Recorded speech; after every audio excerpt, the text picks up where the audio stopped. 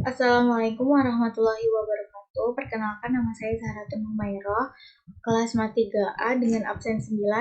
Di sini saya perwakilan kelompok 5 akan menjelaskan tentang latihan praktikum 1 looping. Di sini nama program yaitu statement for, terus bahasa pemrograman MATLAB. Jadi kita di sini akan menyelesaikan suatu simbol bintang yang berbentuk segitiga atau belah ketupat. Nah, di sini sudah ada script programnya. Jadi kita akan menjalankan ini ke MATLAB.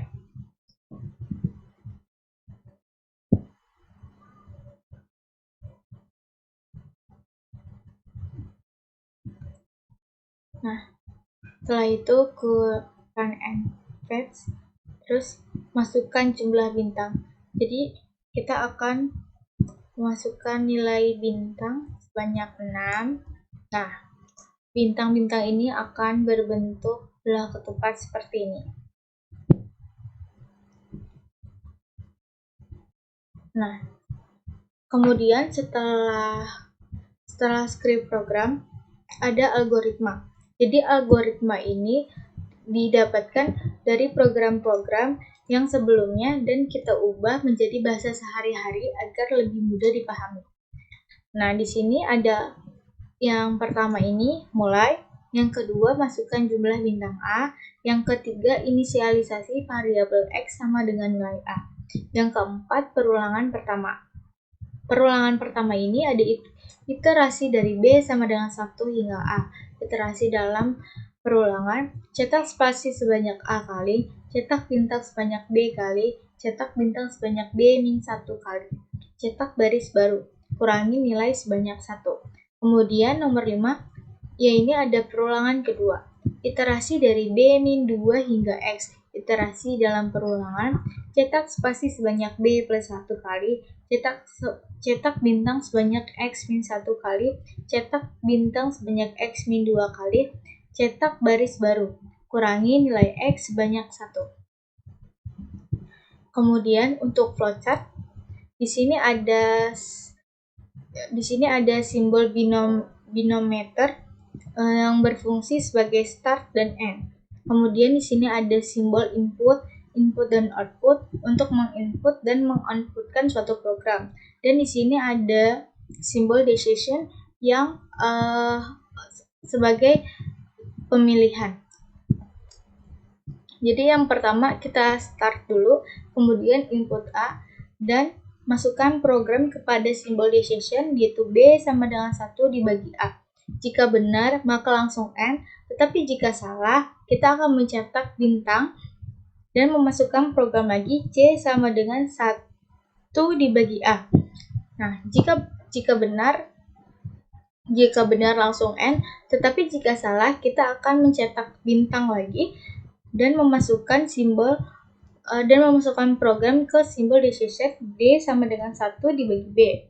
Nah, sama seperti sebelumnya, jika benar langsung ke N. Nah, di sini ada penjelasan programnya. Pada program di atas, penggunaan atau user pertama memasukkan bilangan untuk tinggi segitiga yang akan dibuat. Kemudian, program akan berulang 2 kali. Yang pertama untuk nilai X kurang dari sama dengan jumlah baris yang diinputkan. Kemudian nilai dari X akan ditambah 1. Selama kondisi pada X benar, maka program akan menjalankan perulangan kedua untuk nilai J kurang dari sama dengan nilai X. Kemudian nilai J akan ditambah 1.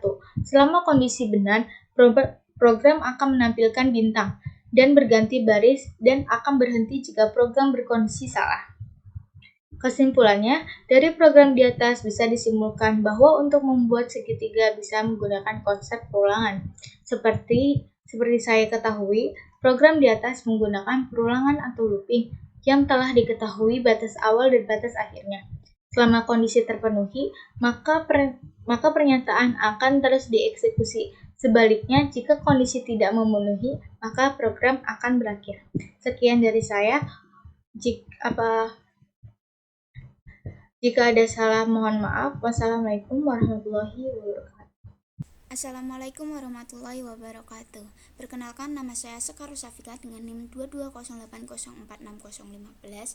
Saya mewakili kelompok 5 untuk menjelaskan laporan praktikum tugas kedua, yakni materi looping ataupun perulangan dalam pembahasan latihan 1.3. Nah, di latihan 1.3 ini terdapat 2 soal, yakni yang pertama, buatlah algoritma dan program untuk menghitung penjumlahan dan pengurangan 2 buah matriks yang berordo sama, ya. Nah, ini jawabannya. Di sini sudah ada script programnya, ya, program MATLAB-nya. Yang pertama kita harus lakukan yakni kita inputkan terlebih dahulu n sebagai masukan jumlah baris dan m untuk masukkan jumlah kolomnya. Lalu kita beri keterangan untuk masukkan elemen-elemen matriks pada matriks pertama A, ya. Matriks 1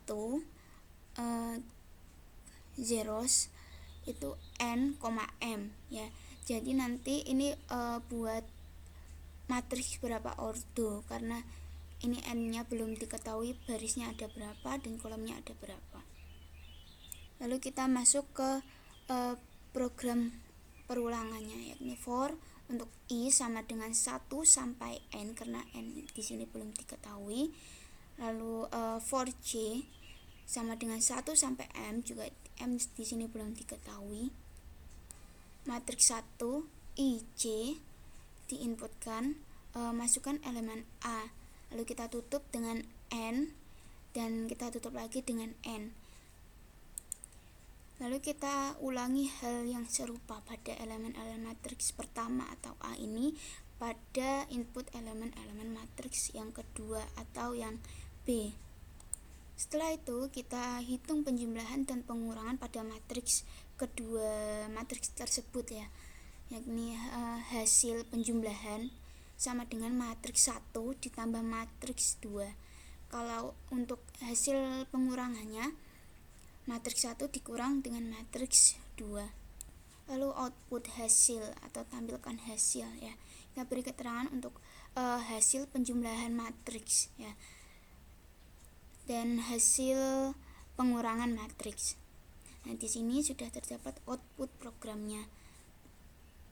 Nah, ini dimasukkan jumlah baris dan jumlah kolomnya.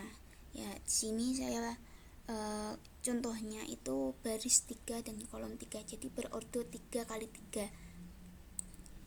Nah, untuk masukkan elemen-elemen matriks pertama atau matriks yang A, itu akan melakukan perulangan tersebut sebanyak 9 kali, ya, karena 3 kali 3.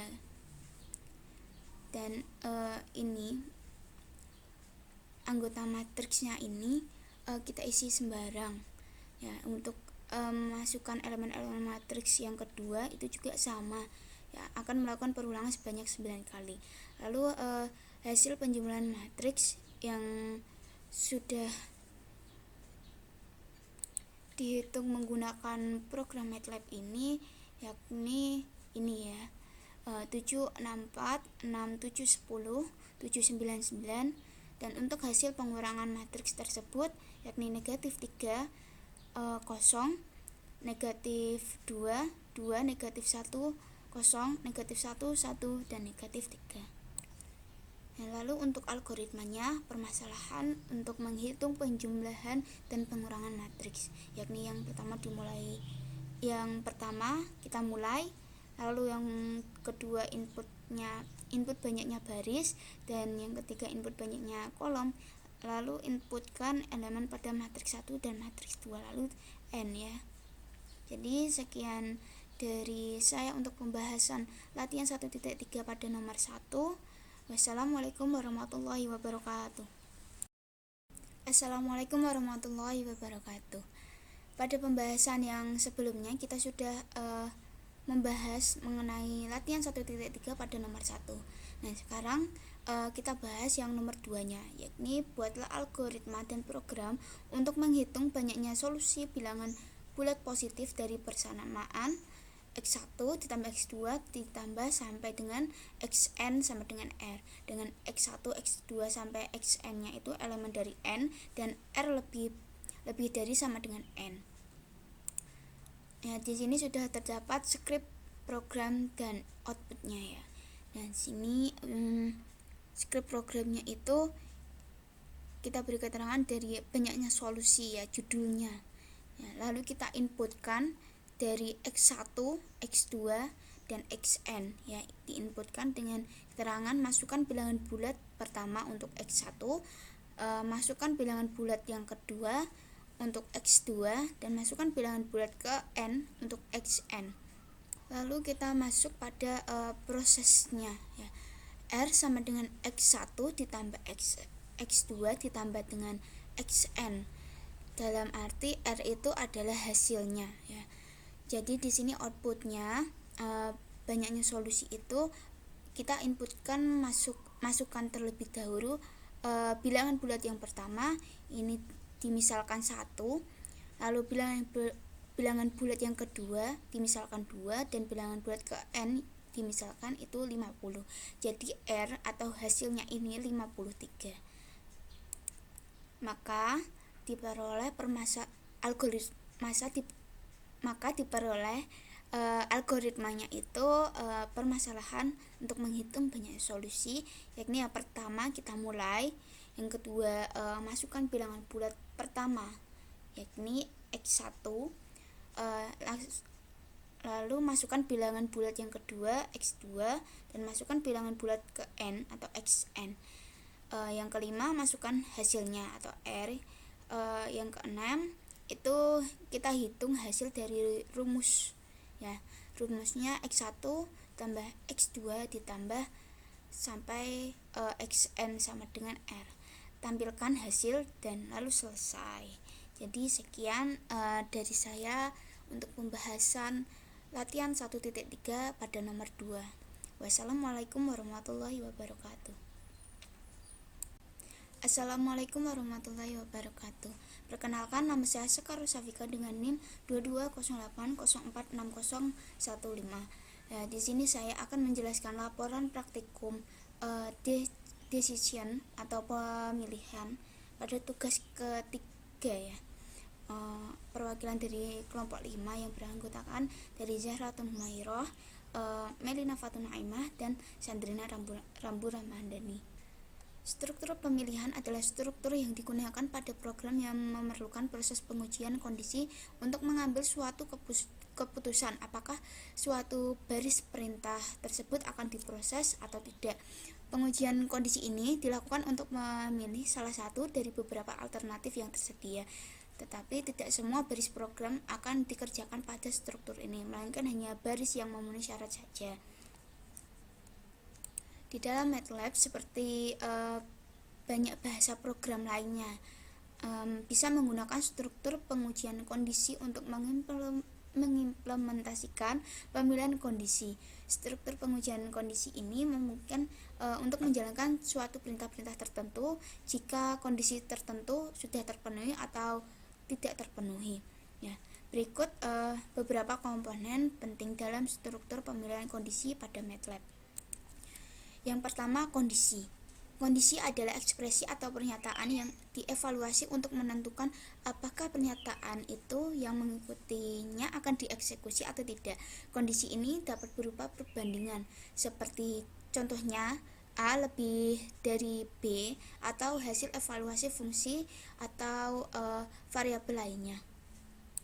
Lalu yang kedua ada pernyataan if. Ya, yang digunakan untuk mengawali blok kode yang akan dieksekusi jika kondisi yang diuji itu sudah terpenuhi atau sudah benar ya. Formatnya itu seperti if kondisi ya. Kita beri keterangan perintah yang akan dieksekusi jika kondisi sudah terpenuhi, lalu N. Di sini contohnya if X lebih dari 0 ya, di mana X itu adalah bilangan positif. Jadi bilangan positif itu udah pasti lebih dari 0, maka kita langsung bisa ditutup dengan N. Lalu yang ketiga ada pernyataan else. Pernyataan else ini digunakan bersama dengan if untuk menentukan blok kode yang akan dieksekusi jika kondisi tidak terpenuhi atau salah ya. Formatnya itu if kondisi ya, dimana perintah yang akan dieksekusi itu jika kondisi sudah terpenuhi ya. Kalau else itu perintah yang akan dieksekusi jika kondisi belum terpenuhi ya, masih salah, lalu kita tutup n. Di sini contohnya itu untuk if x lebih dari 0, dimana x adalah bilangan positif. Berarti ini sudah benar karena bilangan positif itu sudah pasti lebih dari 0. Sedangkan else itu x adalah bilangan non positif ya, atau negatif, dimana sudah pasti x tersebut itu kurang dari 0. Jadi di sini pernyataan x lebih dari 0 itu salah ya. Maka langsung kita tutup dengan n. Yang keempat adalah pernyataan else if. Ini bersifat opsional ya, yang digunakan untuk menambahkan lebih banyak kondisi yang dapat diuji ya, dapat memiliki beberapa else if setelah satu pernyataan if. Formatnya itu sebagai if kondisi 1 ya, perintah yang akan dieksekusi jika kondisi 1 sudah terpenuhi. Else if kondisi 2, dimana perintah yang akan dieksekusi jika kondisi 2 sudah terpenuhi. Else, perintah yang akan dieksekusi jika tidak ada kondisi yang terpenuhi, dan ditutup dengan n. Dalam implementasi pada program MATLAB, beberapa instruksi atau perintah yang dapat digunakan untuk membuat program dengan struktur pemilihan itu antara lain perintah keempat ini ya, if then n, if then else n, if then else if, else and, switch case otherwise. Perintah-perintah tersebut itu digunakan sesuai dengan jenis struktur pemilihan yang akan dibuat.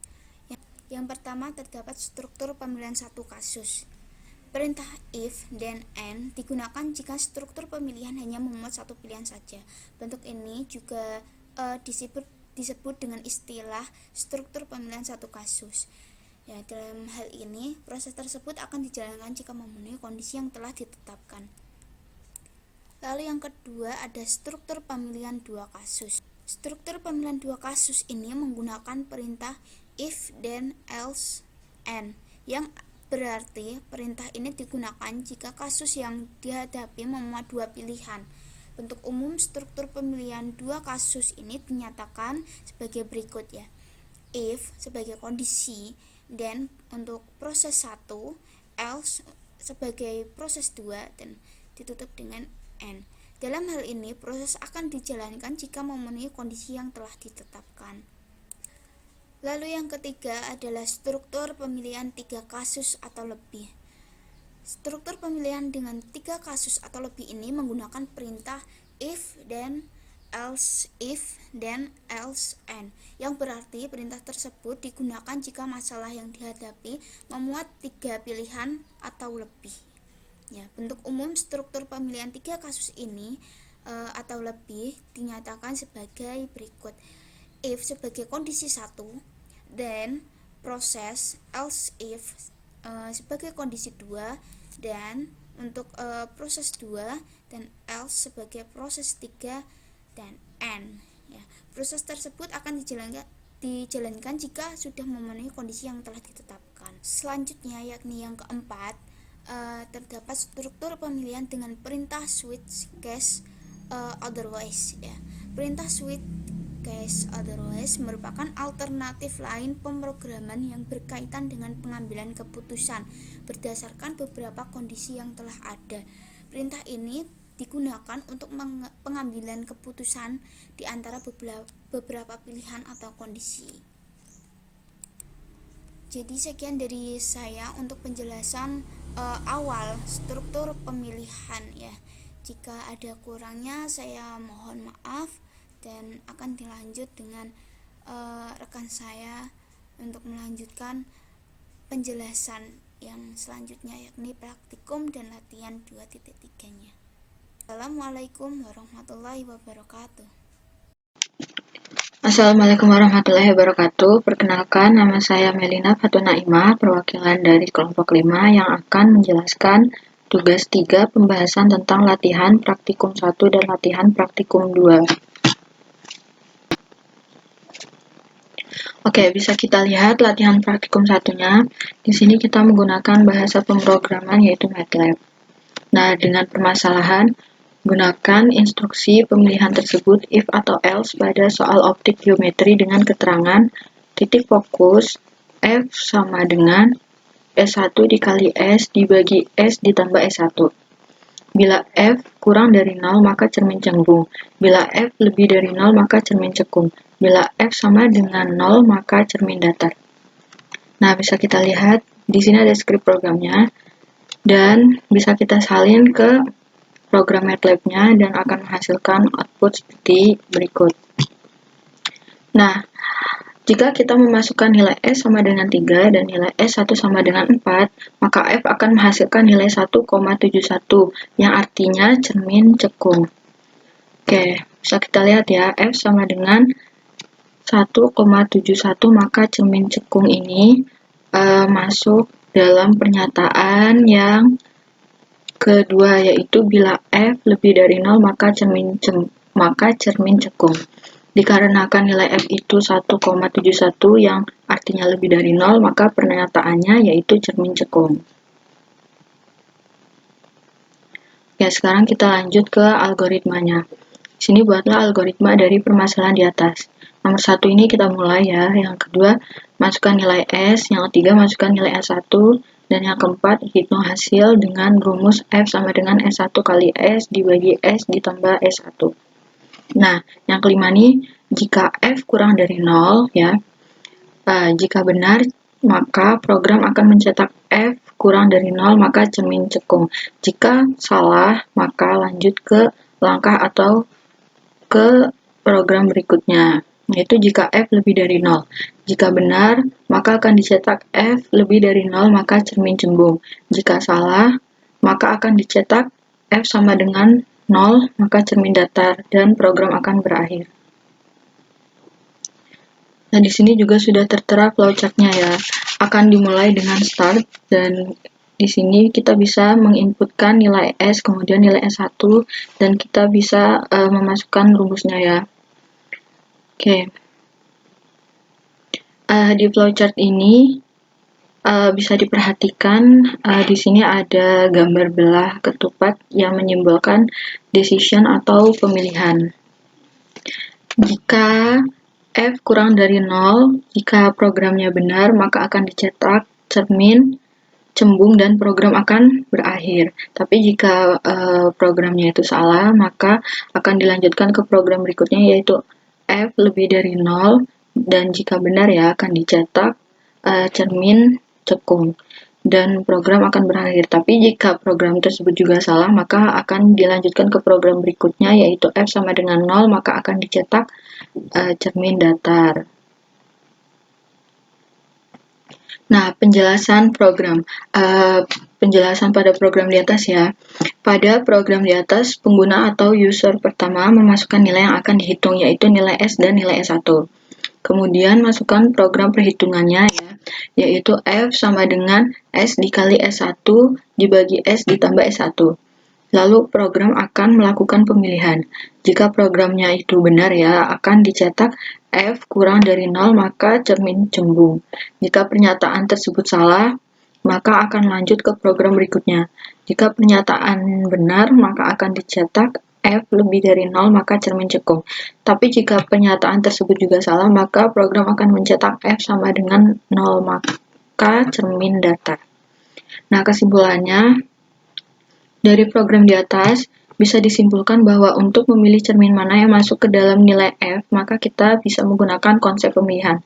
Seperti yang diketahui, program di atas menggunakan konsep pemilihan. Selama kondisi terpenuhi, maka pernyataan benar dan program akan berhenti. Tapi jika pernyataan salah, maka program akan terus berlanjut.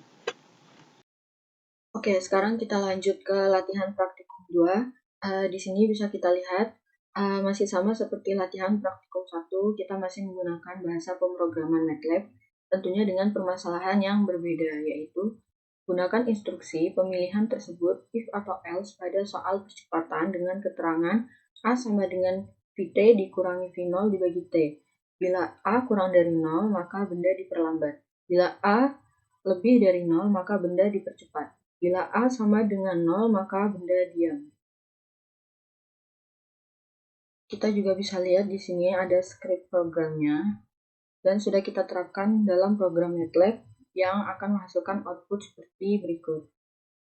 Nah, di sini bisa kita lihat masukkan kecepatan akhir dalam meter per sekon, kita masukkan 3. Kemudian masukkan kecepatan awal dalam meter per sekon, kita masukkan 3. Dan masukkan waktu dalam sekonnya juga 3. Sehingga percepatan yang akan diperoleh adalah 0 meter per sekon kuadrat, yang artinya benda diam. Nah, percepatan sama dengan 0 meter per sekon kuadrat maka benda diam ini akan masuk ke dalam pernyataan yang ketiga, yaitu bila A sama dengan 0, maka benda diam. Oke, di sini selanjutnya kita akan melihat algoritmanya. Nah, algoritma ini kita peroleh dari bahasa pemrograman MATLAB yang kita terjemahkan ke dalam bahasa sehari-hari agar lebih mudah untuk dipahami. Nah, yang pertama bisa kita mulai. Yang kedua, masukkan nilai VT, kemudian masukkan nilai V0, dan masukkan nilai T. Nah, langkah kelima ini kita bisa hitung hasilnya dengan rumus A sama dengan VT dikurangi V0 dibagi T.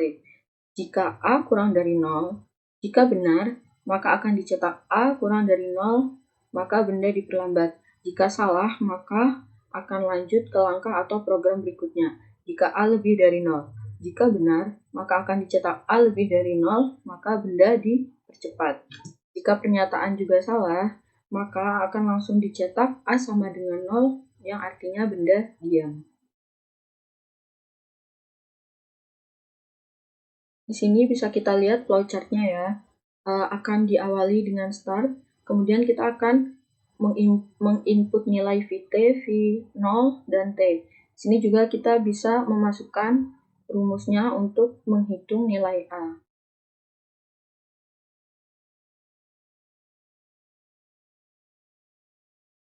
Nah, sini masih kita lihat masih sama ya seperti flowchart di latihan praktikum 1. Sini kita masih menjumpai gambar belah ketupat yang artinya ini adalah decision atau pemilihan. Nah, bisa dilihat di sini tertera A kurang dari 0. Jika program benar, maka akan dicetak benda diperlambat dan program akan selesai. Tapi jika program ini salah, maka dia akan ke program selanjutnya, yaitu A lebih dari 0. Jika pernyataan benar, maka benda dipercepat dan program akan selesai. Tapi jika programnya juga salah, maka dia akan lanjut ke program selanjutnya, yaitu A sama dengan 0, yang artinya benda diam. Jika ini ya sama dengan A sama dengan 0, maka benda diam dan program akan selesai. Nah, di sini bisa kita lihat penjelasan programnya. Pada program di atas, pengguna atau user pertama memasukkan nilai yang akan dihitung, yaitu nilai VT, V0, dan T. Kemudian masukkan program perhitungan, yaitu A sama dengan VT dikurangi V0 dibagi T. Lalu program akan melakukan pemilihan. Jika program benar, maka akan dicetak A kurang dari 0, maka benda diperlambat. Jika pernyataan tersebut salah, maka akan lanjut ke program berikutnya. Jika pernyataan benar, maka akan dicetak A lebih dari 0, maka benda dipercepat. Jika pernyataan tersebut juga salah, maka program akan mencetak A sama dengan 0, maka benda diam. Nah, di sini kesimpulan yang dapat kita peroleh ya, dari program di atas bisa disimpulkan bahwa untuk memilih apakah benda diam, dipercepat, atau diperlambat sesuai dengan nilai A, maka kita bisa menggunakan konsep pemilihan. Seperti yang sudah diketahui, program di atas itu menggunakan konsep pemilihan. Selama kondisi terpenuhi, maka pernyataan benar dan program akan berhenti. Tapi jika pernyataan salah, maka program akan terus berlanjut. Oke, latihan praktikum 3 akan dilanjutkan oleh teman saya. Sekian dari saya. Wassalamualaikum warahmatullahi wabarakatuh. Assalamualaikum warahmatullahi wabarakatuh.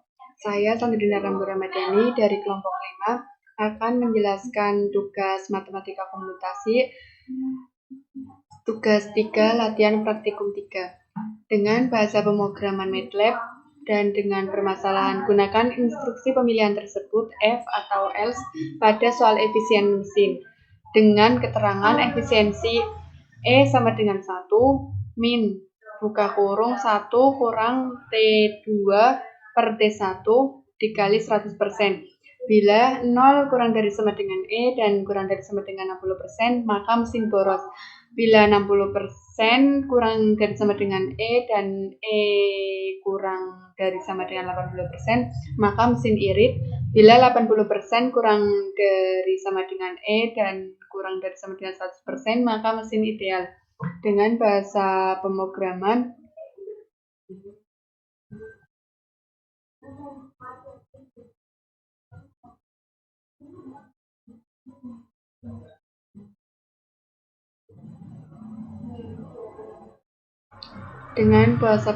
dengan program MATLAB tersebut dan menghasilkan output jika memasukkan nilai T2 sama dengan 1 dan nilai T1 sama dengan 3, maka E sama dengan 0,33. Maka mesin boros. Dengan algoritma yang pertama mulai, terus masukkan nilai T1, masukkan nilai T2, hitung hasil dengan rumus E sama dengan 1, min buka kurung 1 kurang T2 per T1 dikali 1.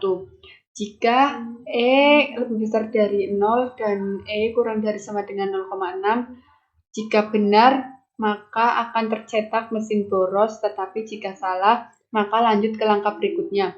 Jika E lebih besar dari sama dengan 0,6 dan E kurang dari 0,8. Jika benar maka akan tercetak mesin irit, tetapi jika salah maka akan langsung cetak ke mesin ideal. Terus N. Dengan flowchart yang pertama start, terus masukkan input T2, terus input T1, terus masukkan rumus E-nya. Dan di sini akan dilakukan pemilihan.